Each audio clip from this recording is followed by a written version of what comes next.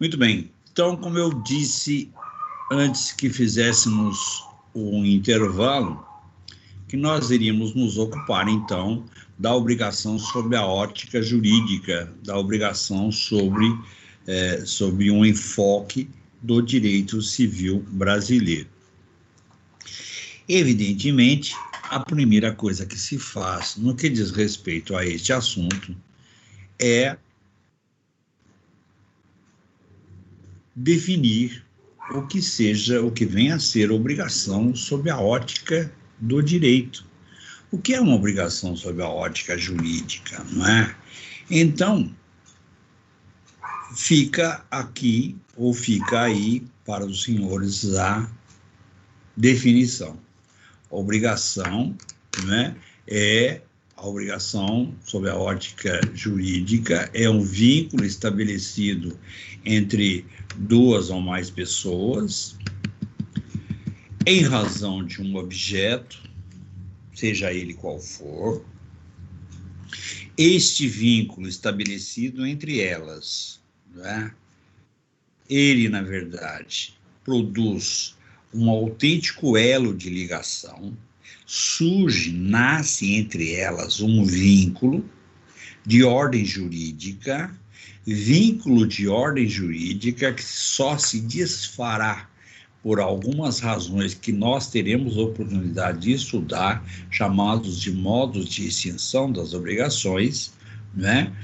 E, ademais, este vínculo representa uma autêntica norma comportamental, uma norma a ser obedecida pelas pessoas que se envolveram na geração deste vínculo, sob pena de aquela que não cumprir, aquela que não, materializar a manifestação de vontade que fez no sentido de cumprir a obrigação, fará com que a outra tenha o direito de, né, sancionar a obrigação não cumprida, ou seja, aplicar o sancionamento, aplicar o castigo àquele que não se dispôs a cumprir a obrigação, não é? Então, eu vou repetir e depois nós vamos, estudar cada um desses elementos. Então, é um vínculo estabelecido entre duas ou mais pessoas em razão de um objeto, vínculo este que estabelece entre eles, não é, uma ligação compulsória, uma norma comportamental obrigatória, que se porventura não vier a ser cumprida por qualquer uma delas, na verdade, surgirá para a outra, fará com que a outra tenha o direito de sancionar, de buscar a sanção correspondente para ver a obrigação cumprida. Por quê? Porque esse é direito seu. Então, todo e qualquer vínculo jurídico obrigacional sempre será sancionável via a ação. Equivale dizer, em outras palavras, a sanção no que diz respeito ao descumprimento da norma obrigacional ou da norma decorrente da obrigação será sempre via sistema, sempre via indireta, sempre por intermédio do direito processual civil, não é? Então, esta, em linhas gerais, é a definição do que seja para o direito civil obrigação. Portanto, é a obrigação sob a ótica jurídica, sobre a ótica do direito civil brasileiro, né? Então, é assim que se desenvolve, é assim que se entende, é assim que nós conseguimos apresentar aos senhores o chamado vínculo jurídico obrigacional. Nós vamos, num primeiro momento, estabelecer uma série de, tratar de uma série de informações gerais sobre as obrigações e depois mergulharemos no Código Civil. Eu aviso os senhores, hoje nós vamos tratar da Lei Civil, por exemplo. Estou dando um exemplo. Quando chegar o momento, eu aviso. Isso que eu estou falando agora é matéria, é matéria dada, é matéria em desenvolvimento que nós vamos usar para as nossas avaliações, ou para as avaliações que iremos fazer futuramente. Pois bem, diriam os senhores, e como é que nós, né, que estamos sendo apresentados a essa definição de obrigação, como é que nós conseguimos entender os termos que foram, digamos, anexados, que foram encadeados nessa definição? Como é que a gente entende isso, né? Porque, evidentemente, não basta, e os senhores, a essa altura do curso, já devem ter chegado a esta conclusão, que em direito não basta simplesmente eu repetir algo, eu repetir uma informação, é preciso que eu a entenda, que eu saiba exatamente o que estou dizendo, né? Então, para que nós cheguemos a esta conclusão, para que nós materializemos esta conclusão, então, vamos verificar como é que essa definição, ela se materializa, como se nós pudéssemos dessecá-la, se nós pudéssemos, ela fosse, digamos, tangível, fosse, digamos, física, e nós pudéssemos dividi-la em partes, né? Fazendo como, por exemplo, os estudantes, digamos aí, os médicos, tal, dissecam o cadáver para saber o que é isso, o que é aquilo. É como se a gente pudesse fazer isso. Em direito, é claro que essa dissecação é apenas intelectual, não temos nada fisicamente para dividir, mas sim, intelectualmente, nós temos. Então, o primeiro aspecto a ser observado. Então, vou repetir a definição. Vínculo estabelecido entre duas ou mais pessoas. Como é que esse vínculo surge? Ele surge basicamente de duas formas. Ou através da prática de um ato ou negócio jurídico, portanto, um ato lícito, voluntário, lícito, né, praticado com a intenção de, buscando, objetivando ou tentando atingir um certo objetivo. Mas é possível também que este vínculo surja em razão da prática de um ato ilícito, um ato contrário ao direito, e mesmo assim, aquela ocorrência, aquele acontecimento, né, ele vincula pessoas, gera entre elas um vínculo, e este vínculo gera uma obrigação, e esta obrigação evidentemente impõe cumprimento, e gera direito para um, obrigação para o outro, da mesma maneira que, ou da forma que estamos definindo a obrigação. Não é? Então, como é que a gente verifica tudo isso na prática? Como é que a gente materializa isso? Porque, evidentemente, aliás, é uma tônica no que diz respeito à nossa convivência, aquilo que nós vamos conversar sobre a matéria, exemplificar o mais que possível cada uma das situações.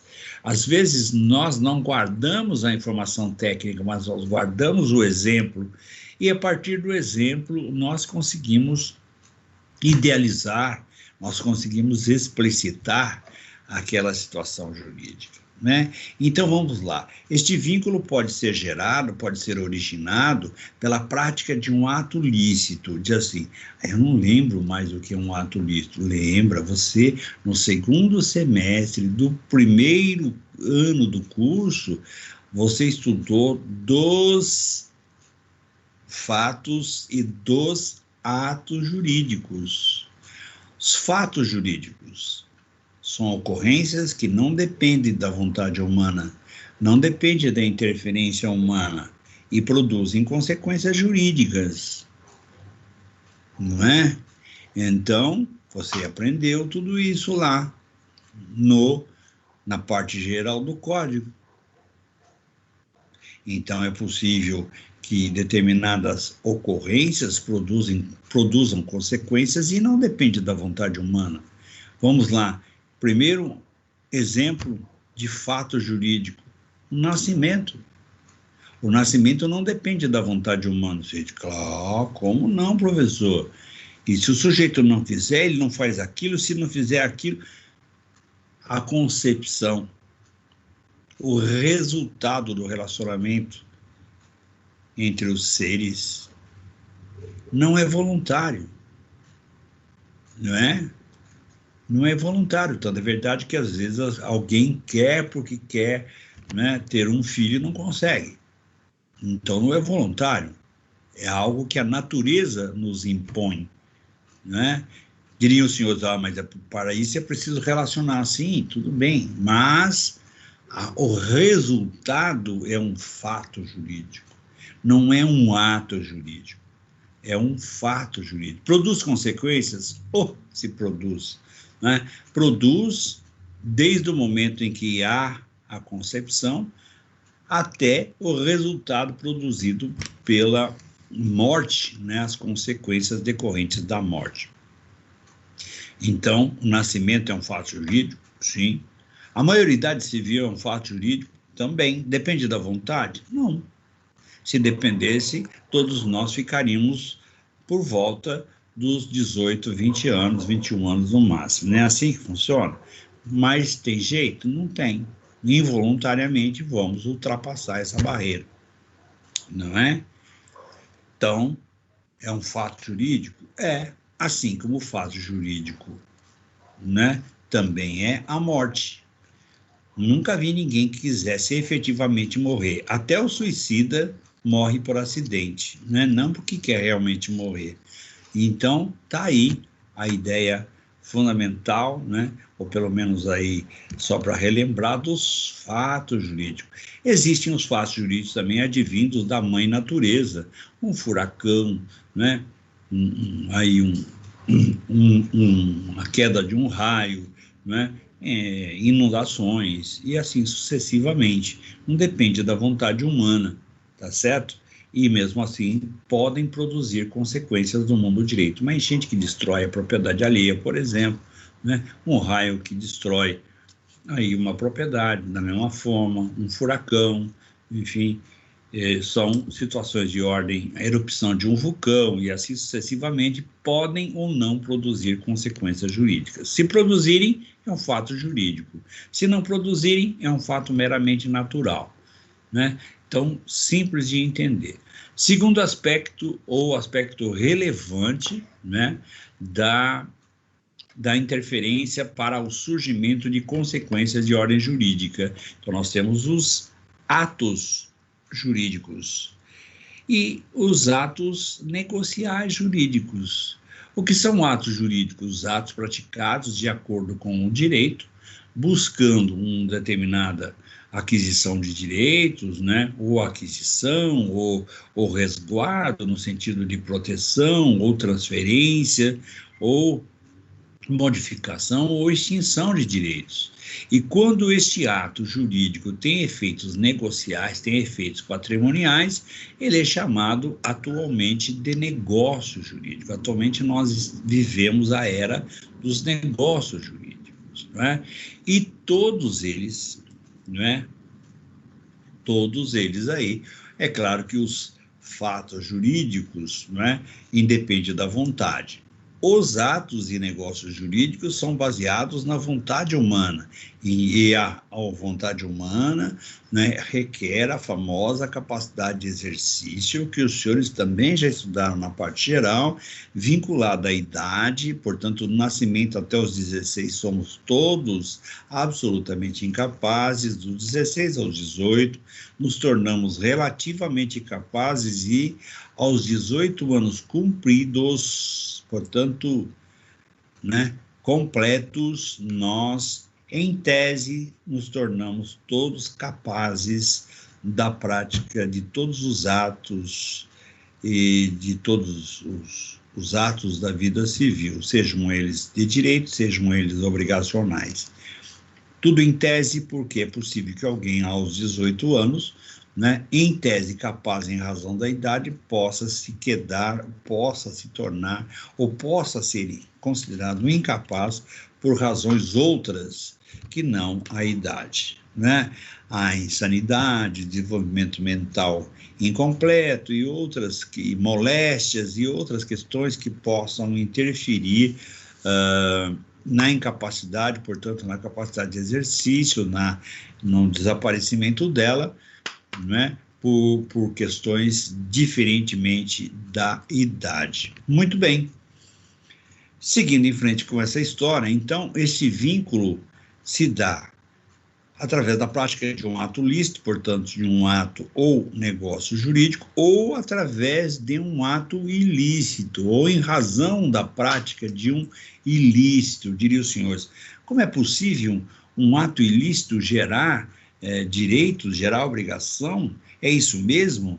Né? Não estou entendendo errado? Não, é isso mesmo, é exatamente isso. Assim, então me dê um exemplo que eu consigo entender. Então vamos lá. Imagine a seguinte situação. Você está saindo da sua garagem de manhã, está tirando o carro da garagem, né? E, digamos, vem lá um sujeito passando pela rua, um outro, né, dirigindo um outro automóvel, e ele não observa, por exemplo, que você está saindo da garagem, você está dando certo, tudo direitinho, e ele vem e, né, destrói, digamos assim, o seu veículo, né? Vai surgir aquela discussão que todo mundo já presenciou em algum momento, quem tem culpa, quem não tem, né? Isso aconteceu porque aconteceu por isso, aconteceu por aquilo, e vai se travar aquela discussão. Evidentemente, né, aconteceu ali um evento. Não era querido, na verdade, não houve manifestação no sentido de acontecer, mas aconteceu, materializou-se ali. E causar prejuízos à propriedade alheia, com ou sem vontade, é um ilícito. E se tiver ainda culpa, ou seja, se não agiu com a cautela necessária, mais delituosa é a situação ainda. Veja, você que estava tirando o carro da garagem e aquele estranho que ia passando naquele momento, vocês conversaram, trataram de algum assunto antes para que existisse esse vínculo entre vocês? Não. Aconteceu ali um evento este que é caracterizadamente ilícito, porque ou quem estava saindo da garagem teve culpa, ou quem estava passando teve culpa, ou ambos tiveram culpa, portanto, ambos agiram ilicitamente, né? Quem vai dizer quem tem razão, quem deixa de ter, quem está certo, quem deixa de estar, é exatamente quem tem poder para fazer isso, o chamado poder de decisão, que é o integrante do Poder Judiciário. Caso uma das partes reclamem, levem esse reclamo até ele, não é? Mas o fato é que, independente da sanção ou não, independente da ação ser proposta ou não, no momento em que o evento aconteceu, e sendo ele ilícito por qualquer ângulo que se olhe, ele criou um vínculo entre você que estava tirando o carro da garagem e o sujeito que estava trafegando de frente à sua casa, e ambos se envolveram nesse evento. Então, o evento ilícito, não é, gerou um vínculo, esse vínculo entre duas pessoas, quer dizer, você e quem estava passando, em razão de um objeto. Qual é o objeto agora? Né? É o ressarcimento dos danos ocasionados, tá certo ou não? E a partir do momento que esse vínculo tenha surgido em razão de um ilícito, ele não se desfaz, a não ser pelas circunstâncias que lhe são próprias, e se porventura chegar-se à conclusão, digamos, né, que quem estava passando era culpado, ele não se dispôs a ressarcir o prejuízo e a ação é proposta contra ele, por exemplo, esse é o sancionamento da obrigação surgida em razão da prática de um ato ilícito, né? Então, o vínculo pode se dar pode ter por origem a prática de um ato lícito ou a prática de um ato ilícito ou delituoso, e mesmo assim gera o vínculo jurídico obrigacional. E, obviamente, está direcionado, está vinculado a um objeto, neste caso, o ressarcimento dos prejuízos ocasionados, prejuízos no sentido de reposição, prejuízos no sentido de minorar os efeitos desastrosos dessa situação por aquele que tiver caracterizado contra si a famosa culpa, né? Outra questão, vínculo estabelecido entre duas pessoas. Quais as pessoas juridicamente conhecidas de todos os senhores? Pessoa física ou natural, que somos todos nós, né? São os senhores, e pessoa jurídica, que é aquela ficção, né? Resultante de um objetivo, ou entre duas pessoas, ou uma pessoa só, efetivamente, externando, objetivando uma finalidade, não é? No sentido de auferir vantagem de ordem patrimonial, não é? Partindo, evidentemente, aqui da premissa que as pessoas jurídicas são divididas em pessoas jurídicas que têm interesse negocial, que têm interesse patrimonial, que são as sociedades civis, né? E nós temos, ou então as entidades civis, porque existem atividades que não são exercidas por duas ou mais pessoas, e nós temos, digamos, atividade de pessoas jurídicas que não têm intuito de natureza patrimonial, como é o caso das associações civis, né? E nós temos ainda a pessoa jurídica formada por um patrimônio, quer dizer, o patrimônio recebe uma personalidade, né? Portanto, é uma analogia, uma ficção, né, criada pelo homem, e que são as fundações, né? A pessoa jurídica, no que diz respeito às fundações, ela é direcionada pela atividade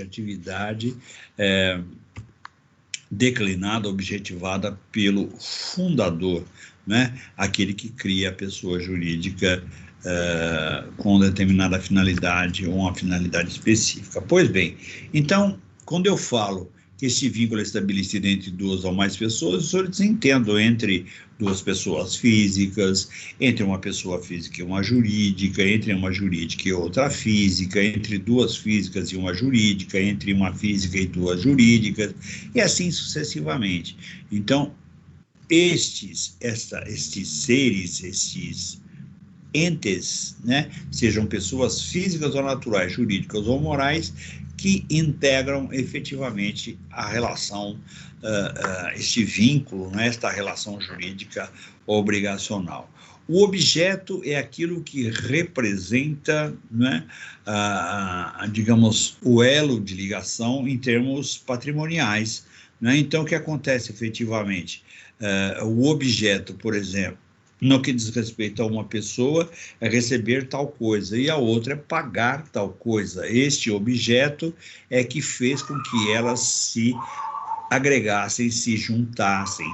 E os senhores, no caso da indenização, olha, no caso da indenização é moeda, é dinheiro, então o objeto é estipulado por moeda, é estipulado por valor em moeda corrente. Pois bem, na sequência, seguindo a nossa definição, este vínculo faz lei entre as partes, estabelece uma norma comportamental obrigatória entre elas. É verdade isso? É verdade isso.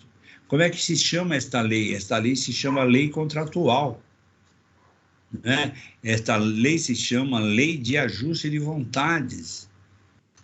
Futuramente, quando vamos estudar o contrato, vamos ver que o contrato é a fonte mais importante das relações jurídicas obrigacionais, né? Então, essas pessoas, ao estabelecer entre si este vínculo, elas se submetem a ele, elas ficam subjugadas por ele.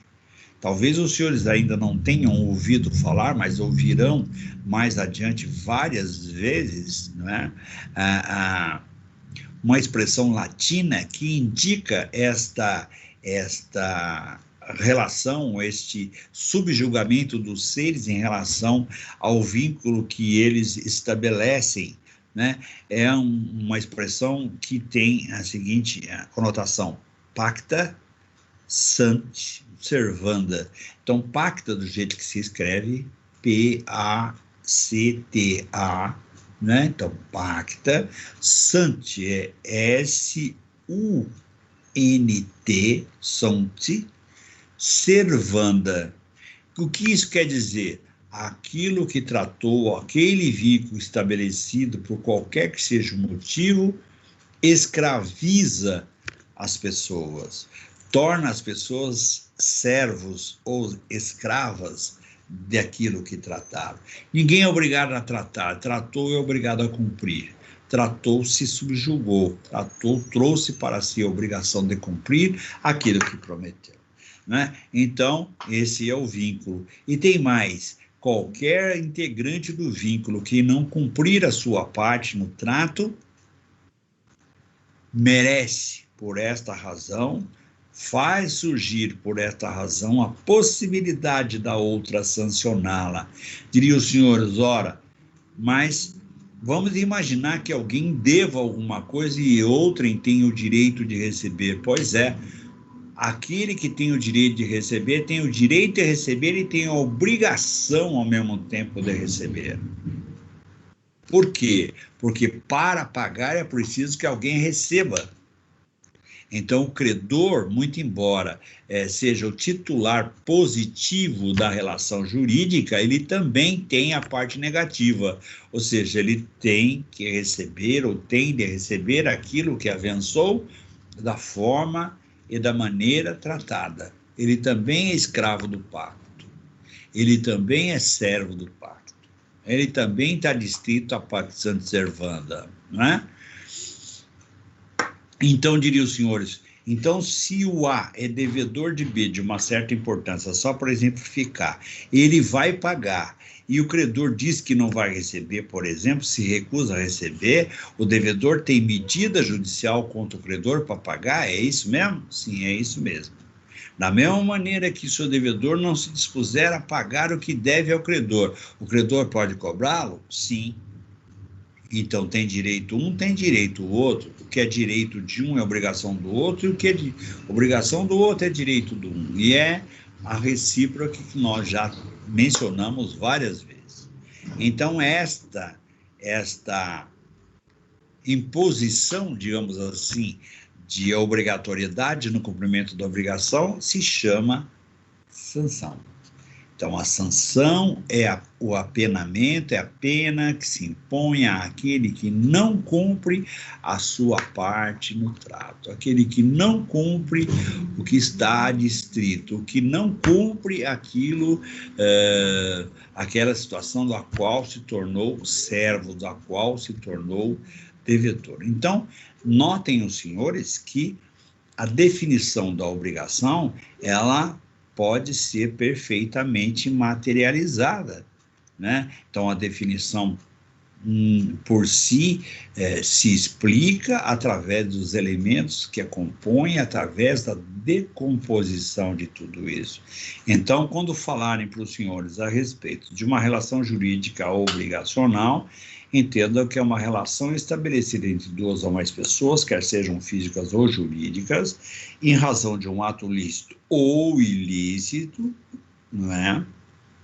E que, então, gera este vínculo entre elas. Esse vínculo se torna obrigatório, né? Ele é compulsório, é uma norma de agir compulsória, e se porventura não for cumprida, dá origem àquele que teve o seu direito violado, à faculdade de buscar, de perseguir, de ir atrás daquilo que é seu por direito. Então, essa é a definição de obrigação. Diriam os senhores o seguinte: isto se desenvolve para além do que já foi dito, e a informação ou a resposta é sim, objetivamente sim. Então, nós vamos daqui para diante verificar que o vínculo, nós já chegamos à conclusão que é vínculo jurídico obrigacional. Já vimos que é entre dois entre duas ou mais pessoas, né?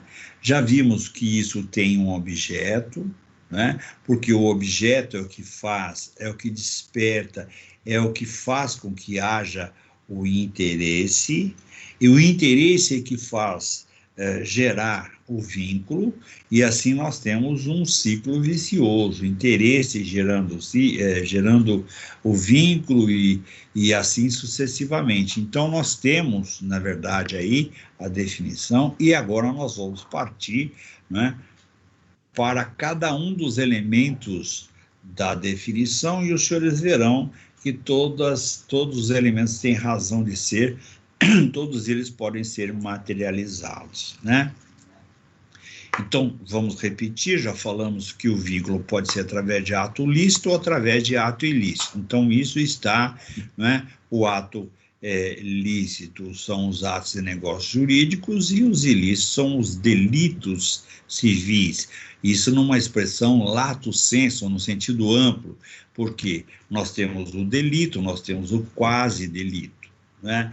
Então, nós temos situações em que alguém pratica um ato contrário ao direito porque quer voluntariamente, portanto, assumindo ou buscando o resultado, ou assumindo o risco de produzir o resultado, e nós temos também aquele digamos, quase delito, que alguém pratica um ilícito sem querer, né, sem estar, digamos, buscando isso, né?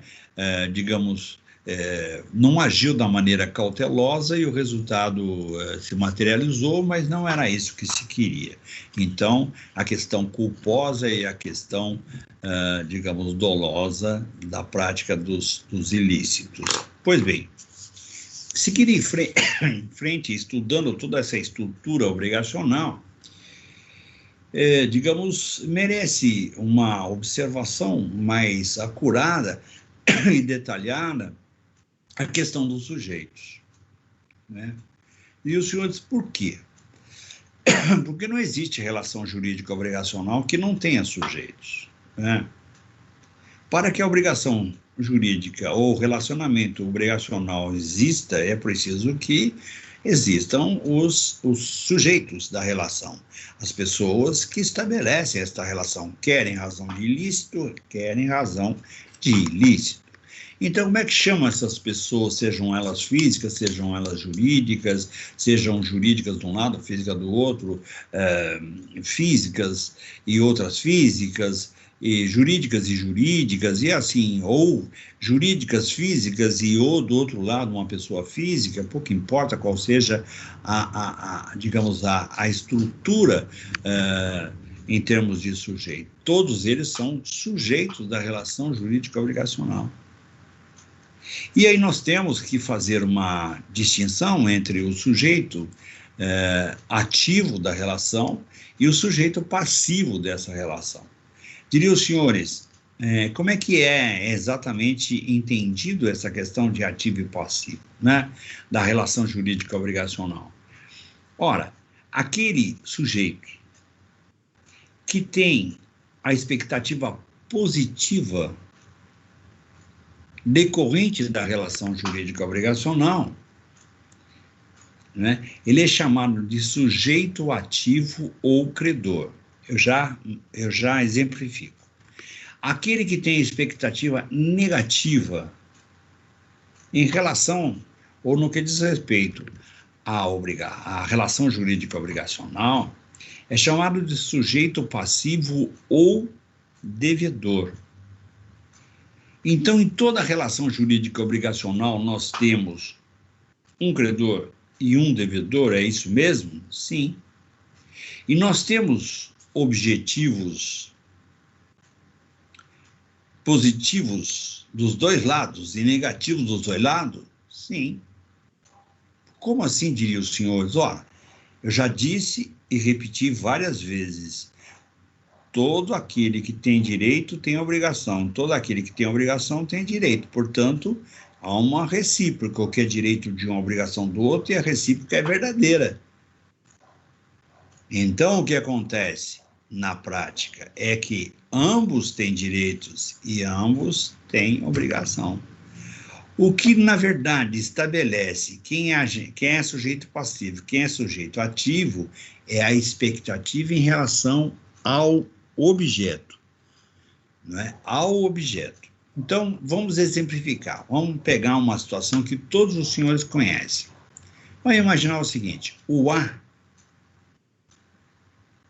estabeleceu com B um negócio jurídico. A vendeu para B a sua casa. B comprou a casa de A. Diriam os senhores, e quem é sujeito ativo e quem é sujeito passivo nesta relação jurídica obrigacional? E aí eu uso a expressão que os senhores não gostam, né? Aluno fica alucinado quando a gente diz para ele que em direito tudo depende. Diria o senhor, mas como tudo depende? Depende. Quem é o sujeito passivo? Quem é o sujeito ativo nesta relação jurídica obrigacional? Depende. Depende do quê? Depende da expectativa que tem o sujeito em relação ao objeto. E assim, então traduz em miúdos, nós vamos lá. Quem vende tem expectativa negativa em relação ao que vendeu, porque ele não vai ter mais esta coisa no seu patrimônio. Concordam? E tem, ao mesmo tempo, a expectativa positiva em ter no seu patrimônio o equivalente em dinheiro, equivalente em moeda. Então, em relação ao objeto vendido, a expectativa do vendedor é negativa. Portanto, ele é o quê? Devedor. Ele vai ficar sem a casa, porque ele é obrigado a entregá-la. E em relação à moeda, ele é credor. Por que ele é credor? Ele é sujeito ativo. Por quê? Ele tem uma expectativa positiva. Ele vai receber dinheiro. Do outro lado da relação, o comprador tem expectativa positiva em ter no seu patrimônio o que comprou. Portanto, em relação à coisa comprada, ele é credor. O vendedor é o devedor. O comprador é o credor. Em relação ao objeto comprado. Em relação ao dinheiro, o vendedor é o credor. E o devedor, e o comprador é o devedor em relação à moeda. Então, o que dita a expectativa na relação jurídica obrigacional? O objeto. É ele que faz com que as pessoas se vinculem. É ele que faz com que as pessoas estabeleçam entre si o vínculo. Não é? Olha que interessante. E mais interessante ainda, ficam os termos. Sabe que o direito não vive sem os termos, né, mirabolantes, e que todos nós, né, achamos assim, né, digamos, assustadores num certo momento, e depois, naturalmente, vamos utilizando, né, como a compra e venda. Ela é capitulada, ela é classificada como um ato negocial, portanto, um negócio jurídico, que envolve direitos e obrigações recíprocos, né? Então, o vendedor tem direito e é obrigação do comprador. O vendedor tem a obrigação, que é direito do comprador. Portanto, há uma reciprocidade de direitos e obrigações. E o ato negocial, o negócio jurídico que envolve direitos e obrigações recíprocas, se chama bilateral quanto aos seus efeitos ou sinalagmático perfeito. Falei que eu ia falar um palavrão? Então, este é um ato negocial jurídico, além de ser obrigacional, sinalagmático perfeito. Nós vamos estudar isso um pouquinho mais para adiante lá. Os senhores já estudaram isso na classificação dos atos e fatos jurídicos, né? Então, estamos só lembrando. Pois muito bem, olha que interessante, vai fazer confusão com isso depois, hein? Aí eu digo assim, vendeu para bem um imóvel de sua propriedade pela importância de R$500 mil, né? E vamos imaginar, só por hipótese, que eu perguntasse, quem é o credor, quem é o devedor nessa relação jurídica obrigacional? O senhor dizia assim, o vendedor é credor. Ele é credor em relação ao dinheiro, porque ele é devedor em relação ao que vendeu. Ele tem ou não tem a obrigação de entregar? Tem. O comprador não tem o direito em receber? Sim. O vendedor tem direito em receber o dinheiro? Sim. O comprador não tem obrigação de pagar? Sim. Então, há direitos e obrigações do quê? De ambas as partes, portanto, uma reciprocidade, há um sinalagmatismo entre eles, tá certo? Não é que bonitinho. A quinta-feira é cheia de palavrão, não é isso? Pois muito bem, ouvirão outros tantos, mas de qualquer forma, né? Vejam os senhores como explica bem a questão do sujeito ativo e do sujeito passivo. O sujeito ativo é o que tem a expectativa positiva em relação ao objeto. E o sujeito passivo, chamado devedor, portanto, chamado, entendido, nominado de devedor, é aquele que tem expectativa negativa. Quem tem expectativa positiva é credor, quem tem expectativa negativa é o devedor. Tá certo ou não? Então, veja que nesse caso nós temos uma pessoa que, ao mesmo tempo, ela é credora e devedora. Outra é credora e devedora, os dois. Por isso, o negócio jurídico é sinalagmático perfeito, né? Tem direitos e obrigações de ambos os lados. Diria os senhores o seguinte, o que cria a dinâmica, o que faz com que a obrigação efetivamente seja cumprida ou seja implementada, como se chama tecnicamente, é o cumprimento da expectativa. Se o devedor, melhor dizendo, se o comprador do imóvel paga ao vendedor, supriu a expectativa. O vendedor não tem mais expectativa nenhuma em receber, já recebeu. Se o vendedor do imóvel entrega ao comprador o imóvel, o comprador não tem mais expectativa nenhuma, a expectativa dele resultou implementada, ele já recebeu o que comprou, há tudo resolvido. Então, nós temos toda a relação jurídica obrigacional tem um sujeito ativo e um sujeito passivo. O que determina a passividade ou atividade, digamos assim, do sujeito é o objeto, a expectativa que ele tem em relação ao objeto. Não vão poder esquecer disso jamais. Sem isso, nós não conseguimos desenvolver o nosso estudo de forma nenhuma. E veja que é uma informação simplória. É só você guardá-la com muito carinho aí, porque nós vamos montar uma série de informações sobre ela, né? Aí vem, na sequência, como não poderia ser diferente, o aluno diz assim, professor, e esse negócio de objeto, falou em objeto, que objeto é esse?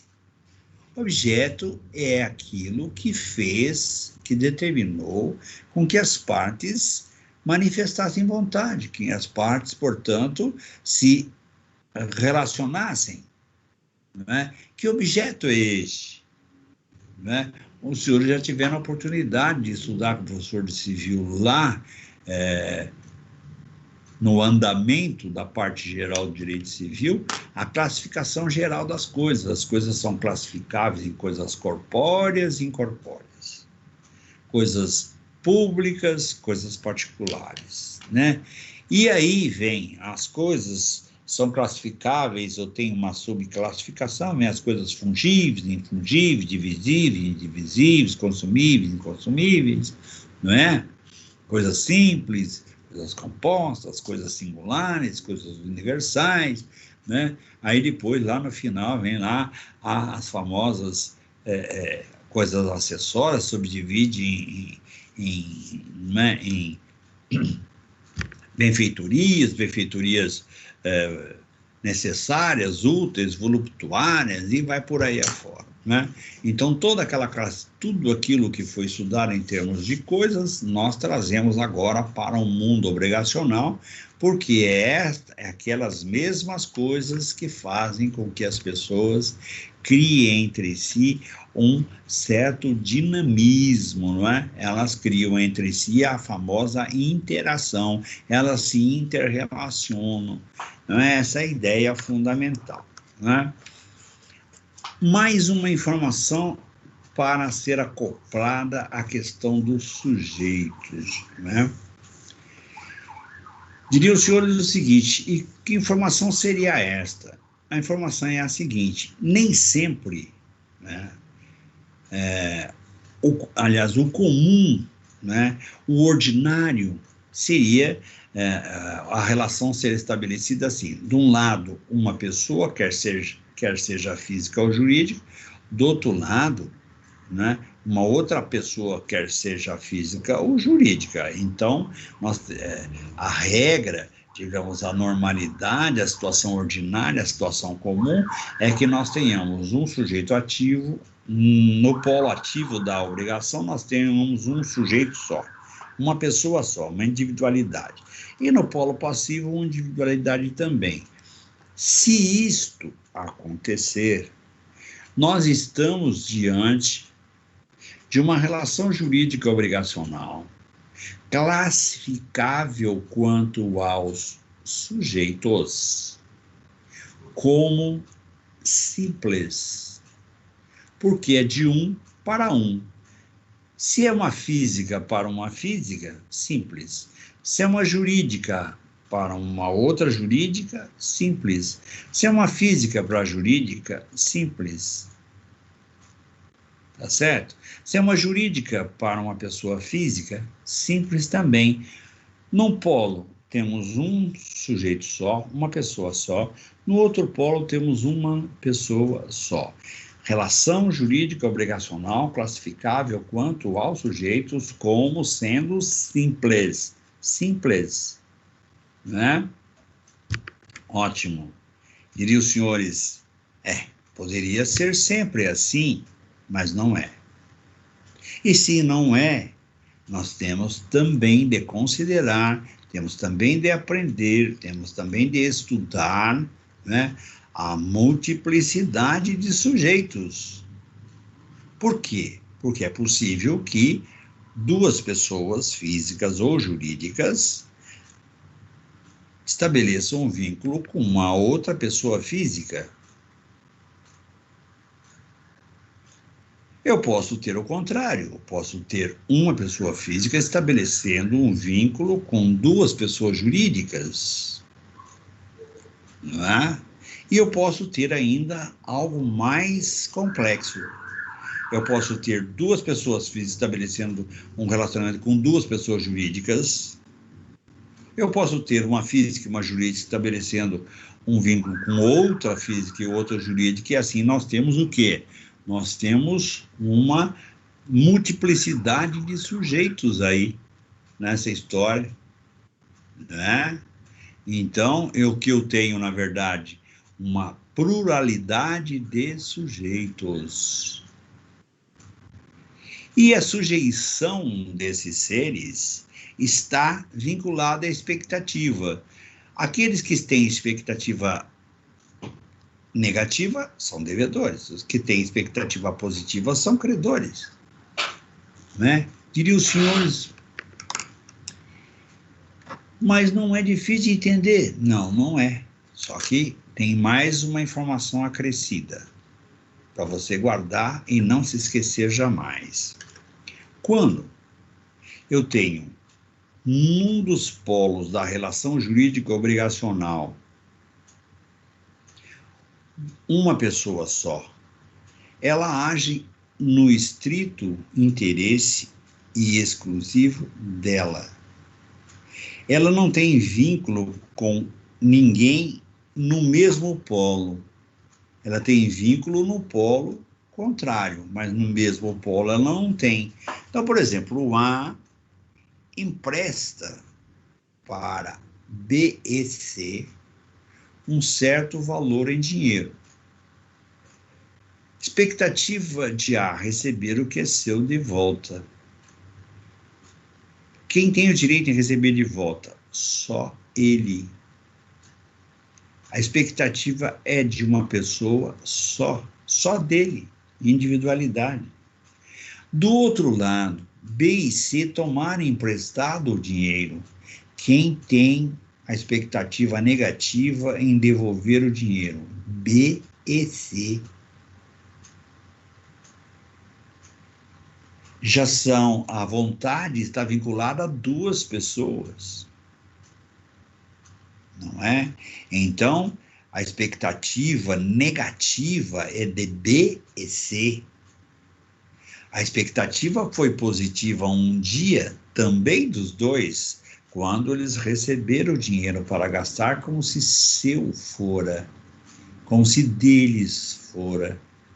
Agora, ao devolver, ou quando surgiu o uso, o consumo daquilo que lhe foi emprestado, surgiu a obrigação em devolver, portanto, surgiu a expectativa negativa. De quem?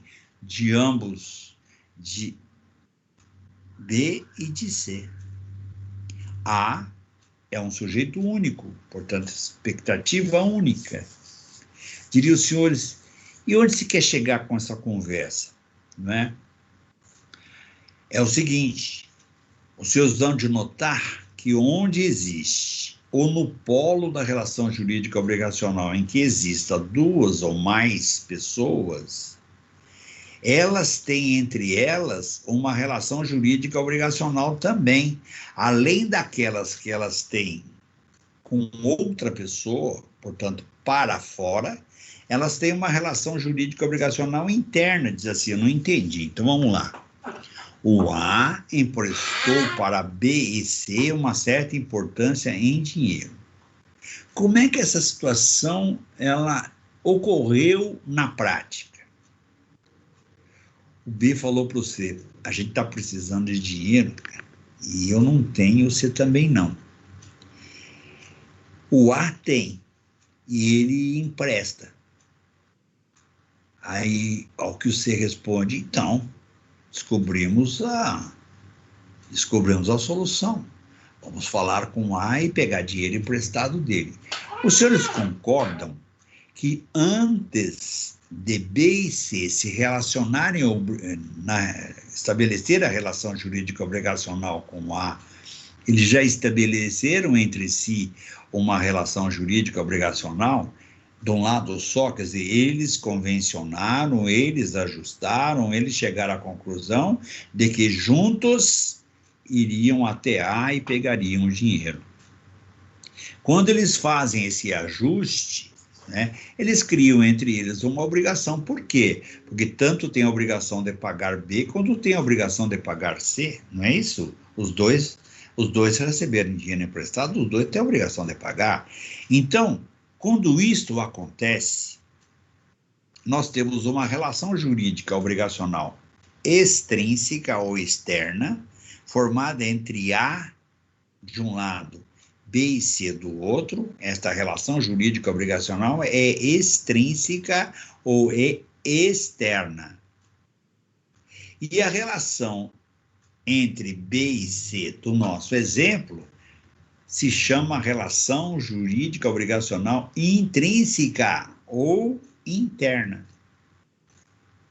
Ou seja, a partir de um relacionamento obrigacional intrínseco ou interno, é que se projetou o extrínseco, ou a relação jurídica obrigacional extrínseca ou externa. Está claro isso?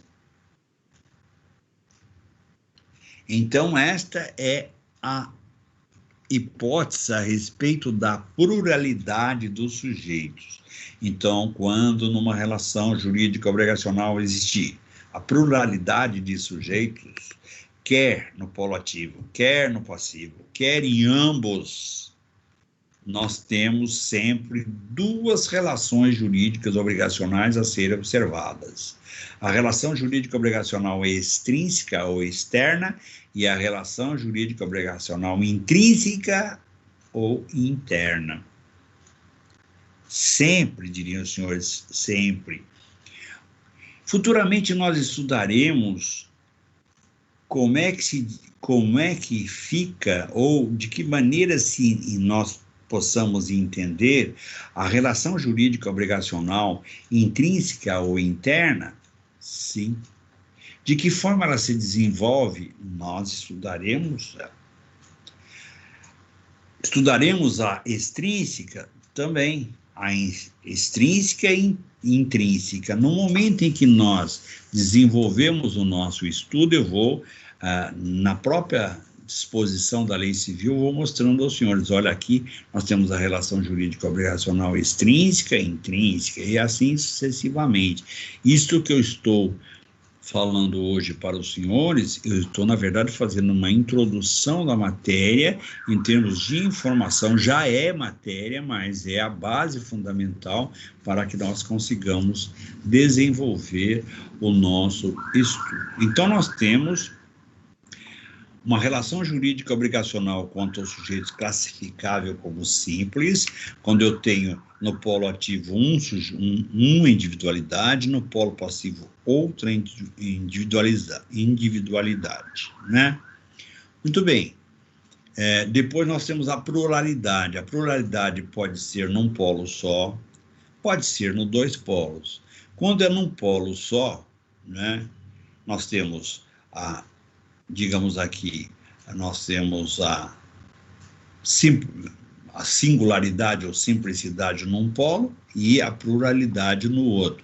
Quando nós temos no dois, nós temos pluralidade num e pluralidade no outro. Portanto, nós temos uma cumulatividade, né, de sujeitos nos polos da relação jurídica obrigacional. Tá certo ou não? Muito bem, então essa é a ideia dos sujeitos. Obrigações simples, um sujeito, outro sujeito. Obrigações plurimas ou complexas, como querem alguns autores. Então, nós temos, ou no polo nós temos várias pessoas, né? E no outro uma só, ou nós temos várias pessoas num polo e várias pessoas no outro, e nós temos, então, esta pluralidade cumulativa, ou seja, em ambos os polos da relação jurídica obrigacional. Depois, mais adiante, essa aqui é a base fundamental, mais adiante eu vou trazer de volta essa informação para acrescentar outras informações. Vamos, igual Jack o Estripador, vamos por partes, né? Senão fica realmente difícil. Bom, queria fazer um parentezinho rápido aqui,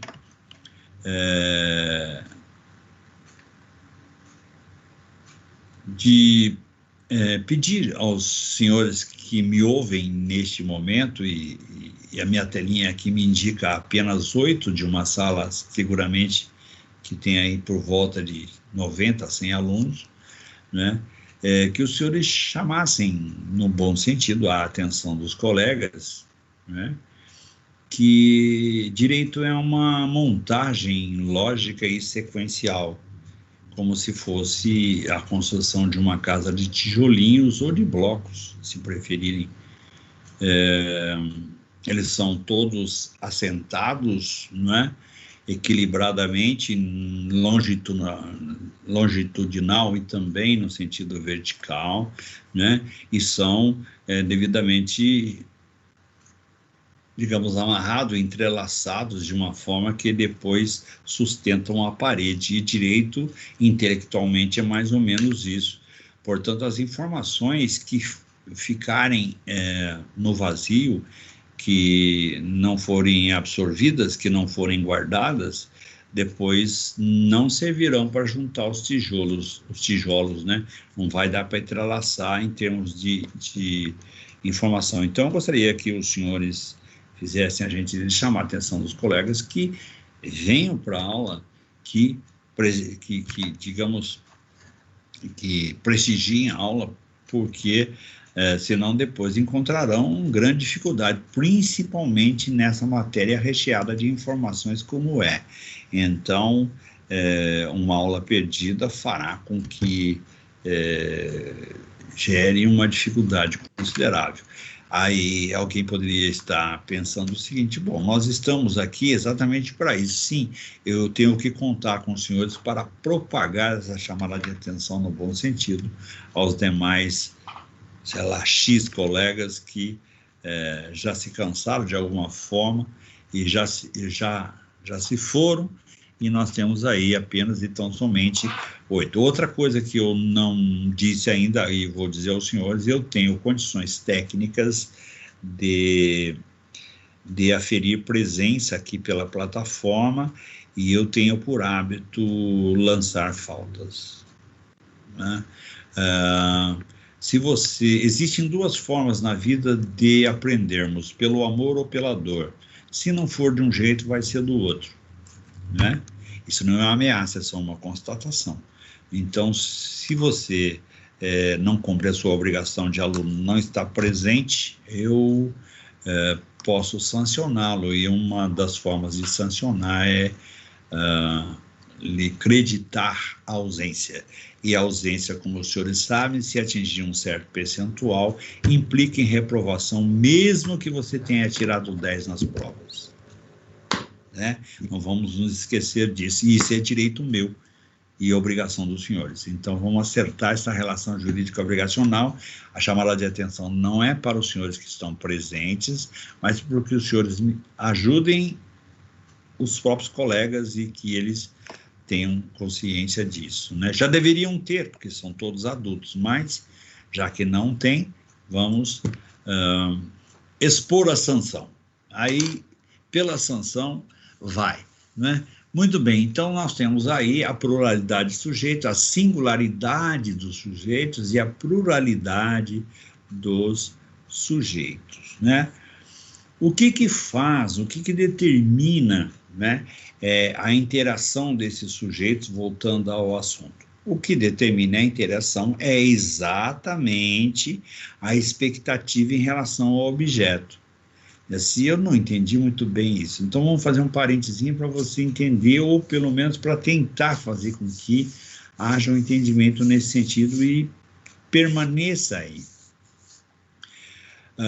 Existe uma afirmação que eu faço com relativa frequência, e as pessoas que me ouvem não gostam muito, ou se assustam, né? Ou então resolvem negar este princípio, mas ele é verdadeiro, e os senhores, com o passar do tempo, chegarão à conclusão de que não porque eu seja dona da verdade, porque isto é um fato, esta é uma situação contundente, né? Nenhum de nós,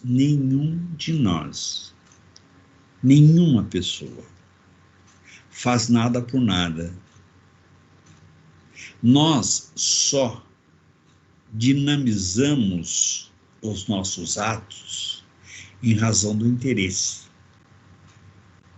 Quando eu falo interesse, eu estou falando interesse em geral, lato sensu. Não é interesse financeiro, patrimonial, interesse, qualquer que seja ele. Nós não fazemos nada por nada. Tudo que nós fazemos tem um objetivo, seja ele qual for, patrimonial ou não. Tem gente que nega, não, mas o amor de graça é mesmo? É nada. É um interesse. Interesse de convivência, interesse de bem-estar. Mas...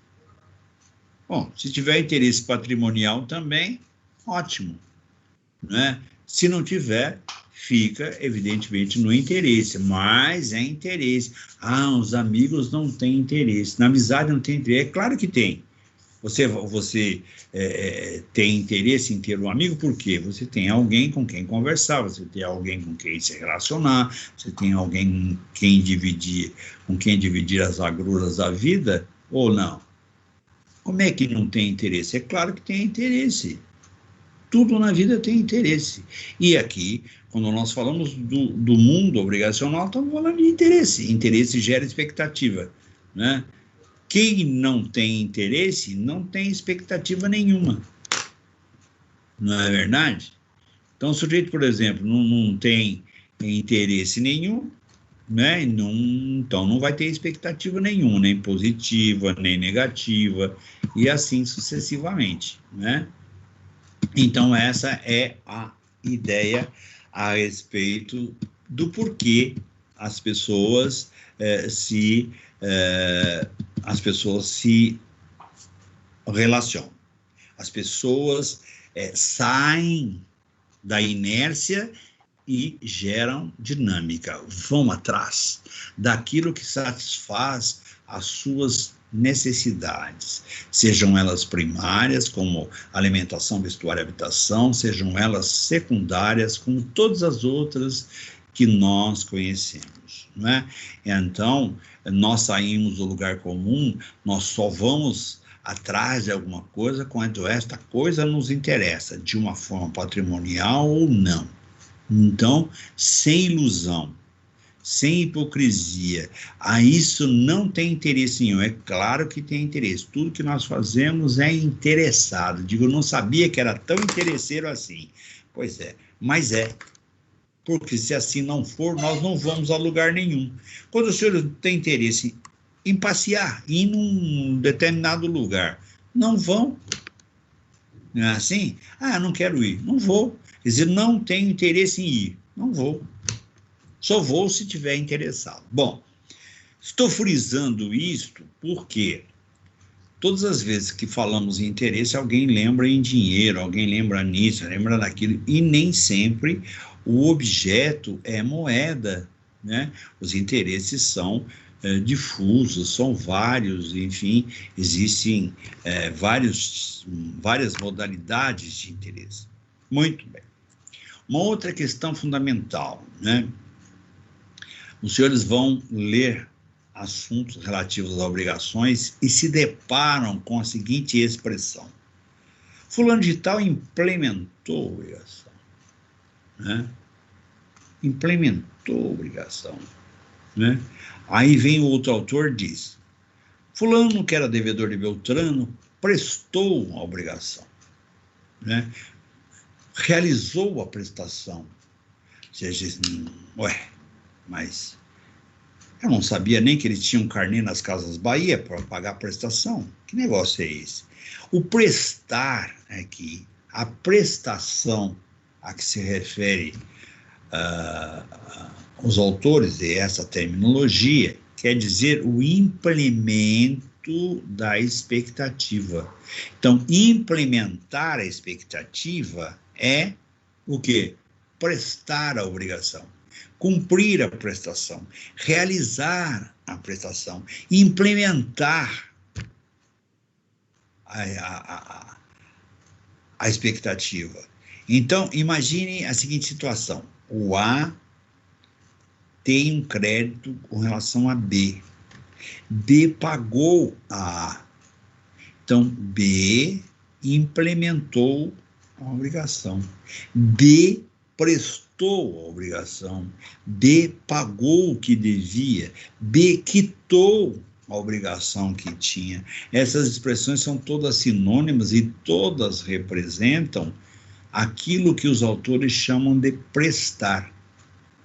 Prestar na ótica obrigacional é cumprir a expectativa da parte contrária, é cumprir a obrigação singelamente, ou seja, resumidamente, é cumprir a obrigação no tempo, ou seja, na época própria e da maneira como foi tratada.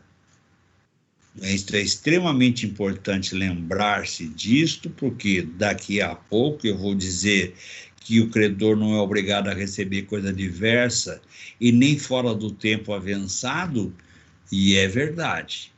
Assim como o devedor também não é obrigado a pagar coisa diversa e nem tampouco fora do prazo. Então, daqui a pouco essas informações todas vão mais adiante se encontrar vão, evidentemente, entrelaçar de tal sorte que aí nós materializamos a informação por completo. Então, vejam, senhores, que toda obrigação tem sujeito, seja simples, seja plurima a conotação dos sujeitos, toda obrigação tem, não é? A prestação é o ato através do qual se cumpre a obrigação. E a obrigação se cumpre da maneira como ela foi avançada, com as características originárias que lhe são próprias e decorrentes do trato. Diria os senhores, por que está falando isso? Porque existe prestação que envolve a entrega de uma coisa. Existe prestação, existe modo de implementar a obrigação, de cumprir a expectativa, que é através de ato, através da prática de um ato ou de vários atos sucessivos, até que efetivamente a expectativa resulte implementada. E existe ainda, né, a prestação negativa, ou seja, não realizar, não fazer, não praticar. Não é?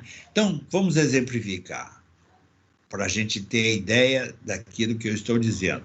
O A vende para B o imóvel. Por que eu uso com bastante frequência o imóvel? Porque imóvel é uma coisa que você enxerga, que você vê facilmente, e que não sai, digamos, do lugar, não tem senso de desaparecer. Ele está lá e lá vai permanecer, e não vai mudar de lugar. Não tem dinâmica nenhuma. Então, eu gosto do exemplo do imóvel, até porque também está na área. Então, a ideia fundamental é essa. Então, o A vende para B o seu imóvel. Não é? A vende para B o seu imóvel. O A, ao vender o imóvel, assumiu a obrigação de entregá-lo. Concorda ou não? Quem vende assume a obrigação de ficar sem. Para ficar sem, entrega. O B, quando comprou o imóvel, comprou com a expectativa positiva de tê-lo para si. Então, ele tem a expectativa positiva, a mesma expectativa que por parte do vendedor é negativa. O vendedor, por sua vez, quando vende, tem a expectativa positiva em receber o dinheiro. O comprador, por sua vez, tem a mesma expectativa negativa em pagar, porque ele vai transmitir ao vendedor o dinheiro. Não é? E como é que se dá essa questão da prestação? Como é que o vendedor cumpre a obrigação que tem em relação ao comprador? Entregando a coisa vendida. Entregando, aqui é dar, ele dando a coisa que vendeu ao comprador, ele implementa a obrigação. Ele cumpre a obrigação. Tá certo ou não? É isto, em outras palavras, é a obrigação de dar no sentido de entregar. O comprador, por sua vez, ao pagar o valor avançado, convencionado pela compra, ele também materializa, ele também implementa, ele também presta uma obrigação de entregar, entregando o dinheiro ao vendedor. Tá certo ou não? Acontece, no entanto, os senhores já aprenderam isso, que a transmissão da propriedade, tendo por objeto a coisa imóvel, não se dá pela simples tradição, pela simples entrega. É preciso, então, estabelecer um ato solene, uma solenidade de transmissão do poder do vendedor para o comprador, né? Para que o comprador passe a exercer sobre o imóvel que adquiriu os mesmos poderes antes exercidos pelo vendedor. Então, é necessário se praticar um ato, o ato de transmissão solene da propriedade, né? Que tipo de obrigação tem o vendedor do imóvel e, ao mesmo tempo, o comprador deste mesmo imóvel no que diz respeito à transmissão do poder, chamado proprietas ou propriedade. É uma obrigação de fazer. Fazer o quê? Fazer, praticar, realizar a transmissão solene da propriedade. Tem esta obrigação o vendedor, tem esta obrigação o comprador, e reciprocamente ambos têm o direito à prática desse ato. Tanto isso é verdade que, se o comprador compra o imóvel, paga o preço, e o vendedor não lhe transfere a propriedade, ele promove uma ação contra o vendedor para ter o imóvel como coisa sua. O inverso é verdadeiro. Se o vendedor vende e recebe o preço, e o comprador não comparece para fazer a transmissão solene da propriedade, ele promove contra ele uma ação cuja finalidade é exatamente transmitir a propriedade para o comprador, né? Como é que chama? Que tipo de obrigação é essa? Fazer, no sentido de realizar, no sentido de praticar um ato ou de praticar atos sucessivos. Exemplificando, você contrata um pedreiro para construir o muro da divisória do seu imóvel. Não é a obrigação do pedreiro, não é a obrigação de dar. Se fosse a obrigação de dar no sentido de entregar, ele construiria o muro lá na casa dele, engataria num guindaste, soltaria na sua porta, e tá aí o muro que você queria. Na verdade, não tem nenhuma lógica esta conclusão. Então, ele vai praticar uma série de atos sucessivos até que o muro chegue à altura avançada, tratada, ajustada, sei lá, 2,20, 2,5, sei lá o quê, e na extensão própria da divisão da propriedade. Ele vai praticar uma série de atos sequenciais, sucessivos, até que a obra resulte terminada, né? E, finalmente, nós temos ainda a prestação negativa, ou seja, não fazer determinada coisa. Diz, mas alguém assume a obrigação de não fazer? É isso mesmo? É isso, é exatamente isso. Imagine, hoje em dia é bastante comum você comprar um imóvel num condomínio, por exemplo, né? Os chamados condomínios fechados, e que você, quando vai assinar o contrato de compra, tem lá uma cláusula que diz que você recebe uma planta, né, ou seja, uma demonstração gráfica da construção que você pode fazer no terreno, e com um memorial descritivo, ou seja, com uma descrição pormenorizada daquilo que você pode construir. E você assina um contrato com uma cláusula que diz que você não pode construir fora daqueles padrões. Isto é, na verdade, um componente muito interessante em termos de patrimônio imobiliário, porque ele cria uma certa equivalência em termos de valores, em termos de preço, ou seja, eleva, né, o preço e atrai, digamos, o interesse de adquirentes em relação àquele local. Isso é feito em muitos loteamentos fechados, né? E vou citar um como exemplo, uma parte dele como exemplo, que foi toda projetada nesse sentido, o Alphaville, por exemplo, né? Depois temos tantos outros, mas esse é bastante conhecido, por isso eu estou citando como exemplo. Então, quando o adquirente do terreno assina esse contrato, ele assume a obrigação de não fazer. De não fazer o quê? Perguntariam os senhores. De não fazer uma construção fora dos padrões que ele próprio aqueceu, que ele próprio concordou, que ele próprio manifestou vontade. Diriam os senhores, se ele fizer, ele é obrigado a demolir, a desmanchar. E se ele não o fizer, aqueles que tinham a expectativa de vê-lo e não construir, de se voltar contra ele e obrigá-lo a fazer aquilo que não fez, ou que não se dispôs a fazer da maneira, digamos, de maneira voluntária, vai fazer de maneira compulsória.